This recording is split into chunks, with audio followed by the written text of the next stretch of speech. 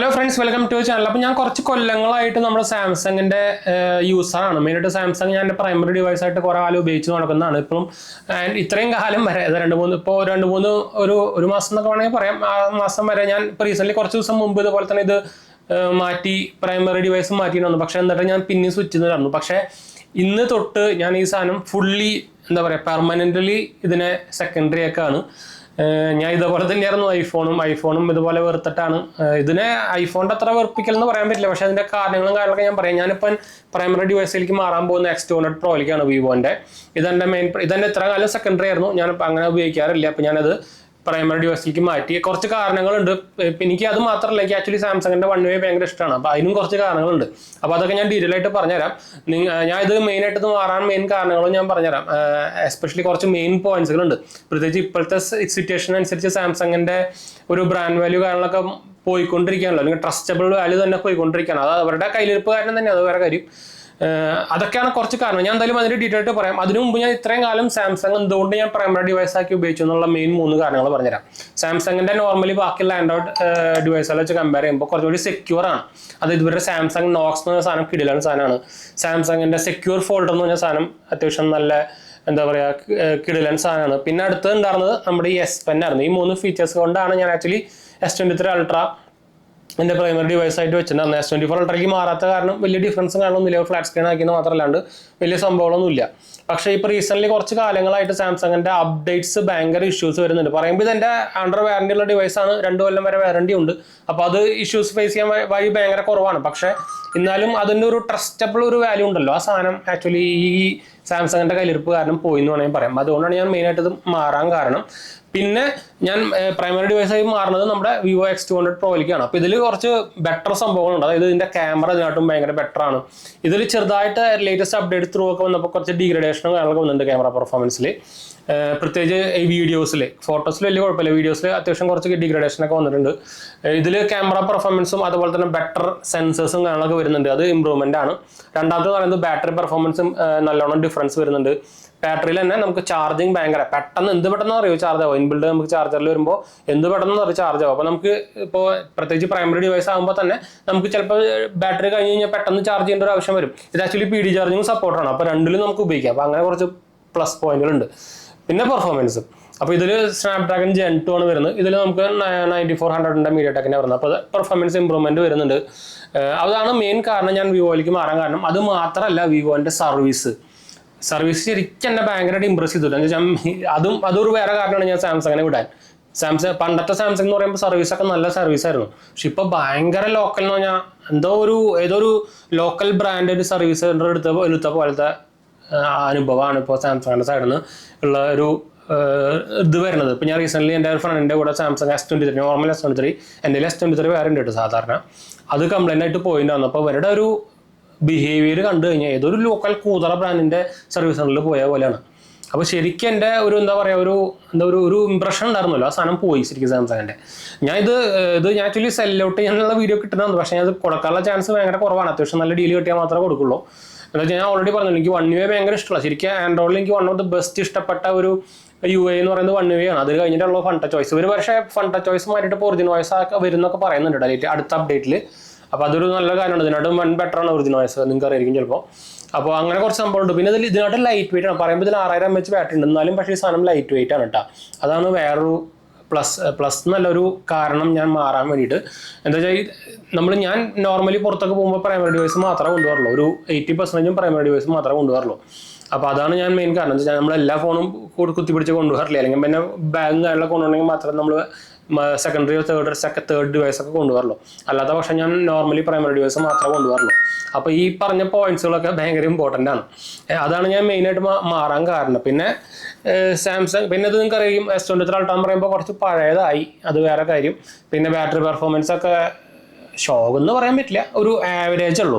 അപ്പോൾ ഇതിനൊക്കെ വെച്ച് കമ്പയർ ചെയ്യുമ്പോൾ ബാറ്ററി പെർഫോമൻസ് ഭയങ്കര മോശം എന്ന് വേണമെങ്കിൽ പറയാം. ഇതിൽ 5000 mAh ബാറ്ററി, ഇതിൽ 6000 mAh ബാറ്ററിയാണ്. പിന്നെ ചാർജിങ് സ്പീഡ് 45 വാട്ടിൻ്റെ സപ്പോർട്ട് ഉണ്ടെങ്കിലും ഞാൻ ആക്ച്വലി സാംസങ്ങിൻ്റെ 45 വാട്ടിൻ്റെ ചാർജിങ് ആണ് ഉപയോഗിക്കുന്നത്. പക്ഷേ അത്യാവശ്യം നല്ല ടൈം എടുക്കുന്നുണ്ട്. ഇതിനെ വെച്ച് കമ്പയർ ചെയ്യുമ്പോൾ നല്ല ടൈം എടുക്കും. അപ്പോൾ എനിക്ക് അങ്ങനെ കുറച്ച് ഡിഫിക്കൽട്ടീസ് വന്നതുകൊണ്ടാണ് ഞാൻ ഇതിപ്പോൾ പ്രൈമറി ആയിട്ട് ഞാൻ കുറച്ച് ദിവസങ്ങൾക്ക് മുമ്പ് ഇത് ഞാൻ ഒരു ടെമ്പററി ആയിട്ട് സ്വിച്ച് ചെയ്ത് നോക്കിയിട്ടുണ്ടായിരുന്നു. അതിന് വേണ്ടി ഞാൻ മെയിൻ ചാനൽ ഇട്ടിട്ടുണ്ടായിരുന്നു. പക്ഷേ ഇപ്പം ഞാൻ പെർമനൻ്റ്ലി ഫുൾ ടൈം ആയിട്ട് ഇതിൽ ഞാൻ വിവോ X200 Proയിലേക്ക് മാറിയിട്ടാ. ഞാനിപ്പോൾ ഞാൻ X200ൻ്റെ FE വാങ്ങിക്കുന്നുണ്ട്. ഈ X200 Proൻ്റെ മെയിൻ ഇഷ്യൂസ് എന്ന് പറയുന്നത് ഇതിൻ്റെ ഫ്രണ്ട് ക്യാമറയിൽ ഓട്ടോ ഫോക്കസ് ഇല്ലാത്തൊരു ഇഷ്യൂസ് ഉണ്ടായിരുന്നു. എന്താ വെച്ചാൽ റിയർ ക്യാമറ വെച്ച് കമ്പയർ ചെയ്യുമ്പോൾ ഫ്രണ്ട് ക്യാമറ മോശം എന്നാണ് വേണമെങ്കിൽ പറയാം. എന്ന് വെച്ചാൽ അത്രയും പെർഫോമൻസ് ആണ് റിയർ ക്യാമറ തരുന്നത്. അത് തെറ്റിയിരിക്കേണ്ട കേട്ടോ. ഞാൻ ഇതിനെ വെച്ച് കമ്പയർ ചെയ്യുമ്പോൾ ഇത് മോശം എന്ന് പറഞ്ഞത് ഓട്ടോ ഫോക്കസ് ഇല്ല, അതാണ് മെയിൻ പ്രശ്നം. പക്ഷേ X200 Pro FEയിൽ അവർ ഓട്ടോ ഫോക്കസ് ഒക്കെ കൊടുത്തിട്ടുണ്ട്, അത് അവർ ഇമ്പ്രൂവ് ചെയ്തിട്ടുണ്ട്. പിന്നെ മെയിൻ സർവീസ് നമുക്ക് ആക്ച്വലി വിവോൻ്റെ സർവീസൊക്കെ ഇപ്പോൾ എന്താ പറയുക, ഇപ്പോൾ ഏറ്റവും കൂടുതൽ സർവീസ് എന്ന് പറയുന്നത് ആപ്പിളും സാംസങ്ങാണ്. അതാണ് ഏറ്റവും അവരാണ് ഏറ്റവും പ്രീമിയം ബ്രാൻഡ്സിൽ ടോപ്പായി നിൽക്കുന്നത്. ഇപ്പോൾ വിവോ എന്നൊക്കെ പറയുന്നത് അവർ ബഡ്ജറ്റ് കാറ്റഗറിയിൽ കയറി വന്നൊരു ബ്രാൻഡാണ്. പിന്നെ അവർ X സീരീസ് മാത്രം, പക്ഷേ അവർക്ക് X സീരീസിന് സെപ്പറേറ്റ് വേറെ സെക്ഷൻസും കൗണ്ടേഴ്സും സർവീസും കാര്യങ്ങളൊക്കെ വരുന്നുണ്ട് കേട്ടോ. നിങ്ങൾ ആക്ച്വലി ഒരു വട്ടം വിവോൻ്റെ സർവീസ് സെൻ്ററിൽ പോയി കഴിഞ്ഞാൽ നിങ്ങൾക്ക് അത് എക്സ്പീരിയൻസ് ചെയ്യാൻ പറ്റും. ഭയങ്കര ഒരു ഡിഫറെൻറ്റ് ലെവൽ ഓഫ് ഒരു സർവീസിൻ്റെ എക്സ്പീരിയൻസ് ആണ്. ഞാൻ ഓൾറെഡി എൻ്റെ വീഡിയോ ഉണ്ടായിരുന്നു, എൻ്റെ ഫ്രണ്ടിൻ്റെ ഇതുപോലെ X100 എന്നാക്കാൻ പോയിട്ട് അതിൻ്റെ ഒരു എക്സ്പീരിയൻസ്. ശരിക്കും അപ്പോൾ തന്നെ ഒരു ഇംപ്രഷൻ വന്നു. മെയിൻ കാരണം അതാണ്, എന്ന് വെച്ചാൽ ഇത് കംപ്ലൈൻ്റ് ആയിട്ടോ സംഭവമായിട്ടൊന്നല്ല ഞാനിത് പ്രൈമറി ഡിവൈസിലേക്ക് വരുന്നത്. പക്ഷേ എന്താ പറയുക, ആ ബ്രാൻഡിൻ്റെ ഒരു ഇതുണ്ടാവില്ല നമുക്ക്, അത് പോയി സത്യം പറഞ്ഞാൽ. അതാണ് മെയിൻ ഇഷ്യൂസ്.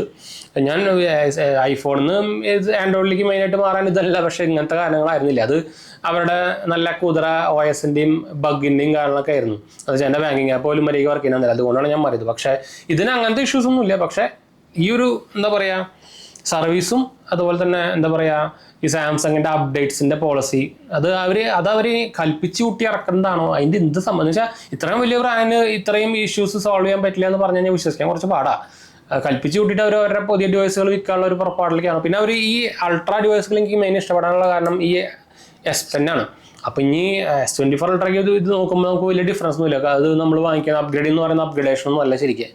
S25 Ultra വരുമ്പോൾ അതിലൊരു ബ്ലൂടൂത്ത് ഒക്കെ എടുത്തു. ഇനി പറയുന്ന അടുത്ത ഡിവൈസിൽ അവർ പറയണത് S Pen ഉണ്ടാവില്ല എന്നാണ് പറയുന്നത്. അപ്പോൾ അങ്ങനെയാണെങ്കിൽ ഞാൻ പിന്നെ ഓൾറെഡി മാറാമെന്ന് വിചാരിച്ചു. എന്നുവെച്ചാൽ ഈ അൾട്രാ ഡിവൈസുകളുടെ എനിക്ക് ഇഷ്ടപ്പെട്ട സംഭവം എന്ന് പറയുന്നത് S Pen ആണ്. ഞാൻ സാംസങ്ങിൻ്റെ അവിടെ ഇരിക്കുന്നത് കാണാം, അതിൽ ഞാൻ S Pen ഉപയോഗിക്കുന്നതാണ്. അപ്പോൾ ഇതിൽ ഞാൻ നോട്ട്സ് ടേക്കിംഗ് കാര്യങ്ങളൊക്കെ ഉപയോഗിക്കുന്നതാണ്. അപ്പോൾ അതുകൊണ്ട് എനിക്ക് S Pen നല്ല ഇമ്പോർട്ടൻ്റ് ആയിട്ടുള്ളൊരു, അതുപോലെ തന്നെ ഈ റിമോട്ട് ഫീച്ചറും എനിക്ക് ഇഷ്ടപ്പെട്ട സംഭവമായിരുന്നു. അത് അവർ പതുക്കെ എല്ലാം കുറച്ച് വരും. അപ്പോൾ S25 തന്നെ റിമോട്ട് ഫംഗ്ഷൻ എടുത്ത് കളഞ്ഞു. S26 പറയുന്നത് ഒരു പെന്നെ ഉണ്ടാവില്ല എന്ന് പറയുന്നത്. ഇപ്പോൾ ലേറ്റസ്റ്റ് ഇറങ്ങിയ ഫോൾഡ് 7 പെൻ സപ്പോർട്ട് ഇല്ല. അപ്പോൾ അങ്ങനെയാണ് ഇപ്പോൾ അവർ ചെയ്തുകൊണ്ടിരിക്കുന്നത്. ആരാണ് അപ്പോൾ പുതിയ സാംസങ്ങിൻ്റെ ഈ ഇതിൻ്റെ ഹെഡൊക്കെ കേട്ടാ എന്ന് വെച്ചാൽ ഒരു നല്ല കൂതറ അപ്ഡേറ്റ്സുകളൊക്കെയാണ് വരുന്നത്. അപ്പോൾ ഞാൻ എന്തായാലും ഇപ്പോൾ പെർമനൻ്റ്ലി നമ്മുടെ വിവോ X200 Proയിലേക്ക് ഷിഫ്റ്റ് ചെയ്തു കേട്ടോ. അപ്പോൾ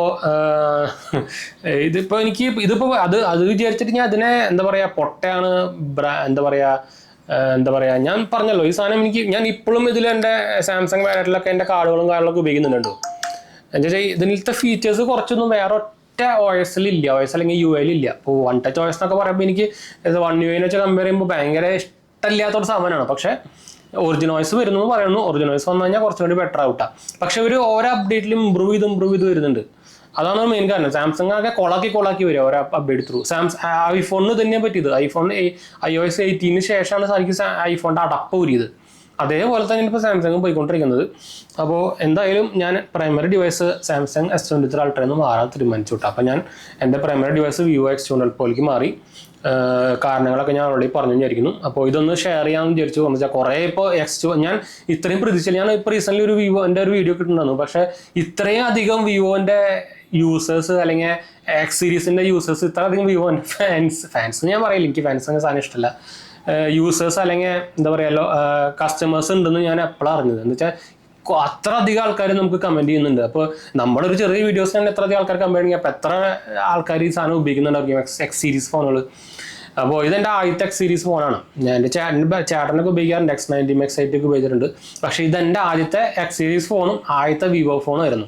പക്ഷേ അതെൻ്റെ ശരിക്കും എൻ്റെ ഇംപ്രഷൻ മാറ്റി. അതാണ് ആക്ച്വലി ഒരു ബ്രാൻഡിൻ്റെ ഒരു ഹൈലൈറ്റ് എന്ന് പറയുള്ളത്. അവർക്ക് നമ്മളൊരു പ്രൊഡക്റ്റ് എടുത്തു കഴിഞ്ഞാൽ നമ്മളെ ഇംപ്രസ് ചെയ്തിട്ട് പിന്നെ നമ്മൾ ആ പ്രൊഡക്റ്റ് വാങ്ങിക്കാൻ നോക്കണം. അതല്ല ശരിക്കും ആക്ച്വലി ഒരു ബ്രാൻഡിൻ്റെ ഒരു ബ്രാൻഡ് ചെയ്യുന്ന ഒരു പരിപാടി, ഒരു ഗുഡ് ഇംപ്രഷൻ എന്നൊക്കെ പറയില്ലേ. സാംസങ് ഇപ്പോൾ അതൊക്കെ കൊളാക്കിക്കൊണ്ടിരിക്കും. ഇപ്പോൾ ആരെങ്കിലും S23 എടുത്ത ആൾക്കാർ ഇനി ആരും S23 എടുക്കില്ല, അല്ലെങ്കിൽ സാംസങ്ങിൻ്റെ ഫോൺ എടുക്കില്ല. അത്രയ്ക്കും വെറുത്തുണ്ടായിരിക്കും. എന്ന് വെച്ചാൽ ഡിസ്പ്ലേ അടിച്ച് പോയി അവന്മാർ 18,000 രൂപ 12,000 രൂപ പിന്നെയും ചോദിച്ചുകൊണ്ടിരിക്കുക സർവീസിന് പോകുമ്പോൾ. പിന്നെ ആരെങ്കിലും അങ്ങനെ എടുക്കുമോ? അപ്പോൾ സാംസങ് എന്ത് കാണിക്കണമെന്ന് എനിക്കറിയില്ല. ഒരു പിടിയില്ലാത്ത പോണത്. ഇങ്ങനെ ഓൾറെഡി അവരുടെ മാർക്കറ്റൊക്കെ ഭയങ്കരമായിട്ട് ഇടിഞ്ഞുകൂടാ ഇന്ത്യയിലൊക്കെ. ഇന്ത്യയിലാണ് ഏറ്റവും കൂടുതൽ ഈ ഗ്രീൻ ലൈൻ ഇഷ്യൂ വന്നിരിക്കുന്നത്. ഇന്ത്യയിൽ ഭയങ്കരമായിട്ട് സാംസങ്ങിന്റെ മാർക്കറ്റ് ഇടിഞ്ഞിട്ടുണ്ട്. അപ്പോൾ ഇങ്ങനെ പോയി കഴിഞ്ഞാൽ നല്ല ഡീൽ ഇടിയും സൂപ്പറായിട്ട് ഇടിയും. എന്ന് വെച്ചാൽ ഓൾറെഡി നിങ്ങൾക്ക് അറിയാം സാംസങ് മൾട്ടിപ്പിൾ ബിസിനസ് ചെയ്യുന്ന പരിപാടിയാണ്. ഇപ്പോൾ അവർ ആക്ച്വലി കുറേ നഷ്ടത്തിലാണ്. നിങ്ങളത് ഡീറ്റെയിൽ ഗൂഗിൾ അടിച്ച് കഴിഞ്ഞാൽ അറിയാൻ പറ്റും അങ്ങനെ ഡീറ്റെയിൽസ് ഒക്കെ. അപ്പോൾ ഞാൻ പറയുമ്പോൾ ഞാൻ സാംസങ് ഏറ്റവും സംഭവം നല്ലതാണ്. എൻ്റെ ഞാൻ ആക്ച്വലി സാംസങ്ങിൻ്റെ എനിക്ക് ഏറ്റവും ഇഷ്ടമുള്ള ഒരു ബ്രാൻഡ് ആയിരുന്നു. ഇപ്പോൾ നിങ്ങൾക്ക് അറിയാം സാംസങ്ങിൻ്റെ സ്മാർട്ട് മോണിറ്ററാണ് ഞാൻ ഉപയോഗിക്കുന്നത്, സാംസങ്ങിൻ്റെ ടാബ് ഉപയോഗിക്കുന്നുണ്ട്, സാംസങ്ങിൻ്റെ ടി വി ആണ് ഞാൻ ഉപയോഗിക്കുന്നത്, സാംസങ്ങിൻ്റെ ഫ്രിഡ്ജാണ് ഉപയോഗിക്കുന്നത്. ഈ സാംസങ് ഫാനൊന്നും തെറി വിളിക്കേണ്ട, അതുകൊണ്ട് ഞാൻ പറഞ്ഞേട്ടാ. അപ്പോൾ ഇത് എൻ്റെ ഒരു പേഴ്സണൽ എക്സ്പീരിയൻസ് നമ്മൾ ഷെയർ ചെയ്തത് മാത്രമേ ഉള്ളൂ. അപ്പോൾ എത്ര ആൾക്കാർ X200 Pro ഉപയോഗിക്കുന്നുണ്ട് അല്ലെങ്കിൽ X200 കസ്റ്റമേഴ്സ് ഉണ്ടെന്നൊന്ന് കമൻറ്റ് ചെയ്യാൻ മറക്കണ്ട. അപ്പോൾ എന്തായാലും നമുക്ക് അതിൻ്റെ പേര് നമ്മുടെ 2 ചാനൽസ് മാത്രമേ പോയി കണ്ടു സബ്സ്ക്രൈബ് ചെയ്യുക, സപ്പോർട്ട് ചെയ്യുക, മ്യൂസിക് നമുക്ക് ഷെയർ ചെയ്യുക. എന്തെങ്കിലും സംശയം ഉണ്ടെങ്കിൽ കമൻറ്റ് ചെയ്താൽ മതി, നമ്മളെല്ലാ കമൻറ്റും പോകുന്നതാണ്. അതുപോലെ തന്നെ നമ്മൾ ഇൻസ്റ്റാഗ്രാം പേജിൽ അവൈലബിൾ ആണ്, നിങ്ങൾക്ക് അതിലും മെസ്സേജ് ചെയ്യാം, പേജ് ഫോളോ അടിച്ചാൽ മതി, മറക്കണ്ട കേട്ടോ. അതിൻ്റെ പേര്